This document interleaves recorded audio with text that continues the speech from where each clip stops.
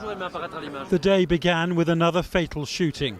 In the south of Paris, a policewoman investigating a traffic accident was shot by a single gunman and later died.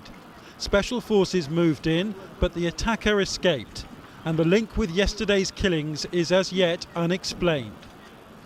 Police special forces are moving out of this area in southern Paris, and in this street earlier this morning a policewoman was shot dead.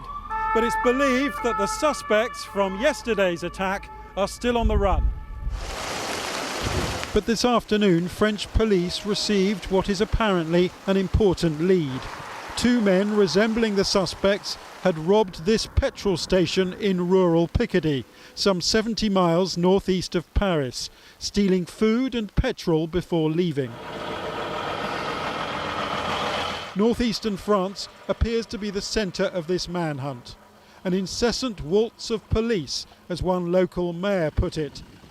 One of the suspects dropped his identity card while fleeing yesterday, and that provided the first vital clue. Police have released photos of two men, brothers Sharif and Saif Kouachi, both in their 30s. Sharif on the left here had been in prison for terrorist offences and was known to French intelligence. 10 years ago, he appeared in this documentary in which he described how a preacher had radicalised him.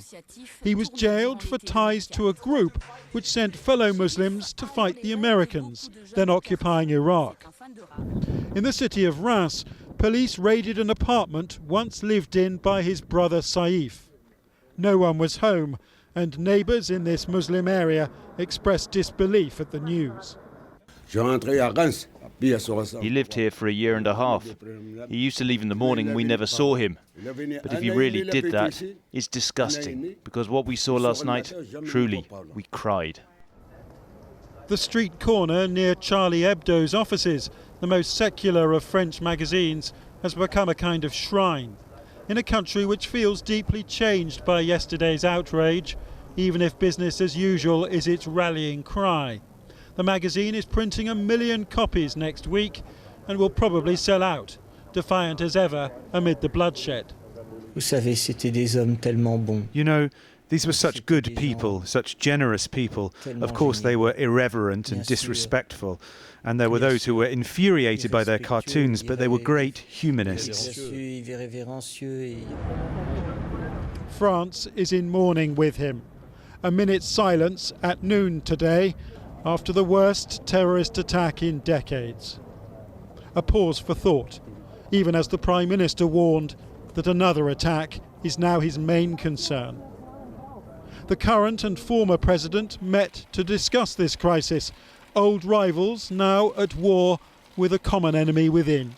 Voyez-vous, je pense que ce n'est même pas une question de démocratie. This is not even a question of democracy or public law, it is a question of civilization. Civilized people, whatever their conviction, should unite in the face of this fanatic barbary.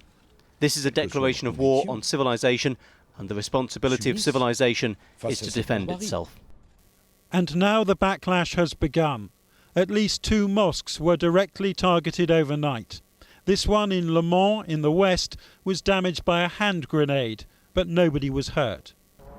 This mosque in a poor district of eastern Paris is where the suspects in yesterday's attack are believed to have prayed. But nobody here could confirm that. The opposition to Charlie Hebdo's cartoons still smouldering here as it has for years. They are not intelligent, the journalists of Charlie Hebdo. Why they do the caricature of a prophet, of prophet of God? It's not good. Who says it's good for to talk to a prophet? Who? France has embarked on a determined show of national unity, even as its social and cultural divides are obvious. And amid calls from all sides for tolerance, France's Prime Minister says the terrorist threat is unprecedented, and he is pleading for witnesses to come forward. We'll have more from Jonathan.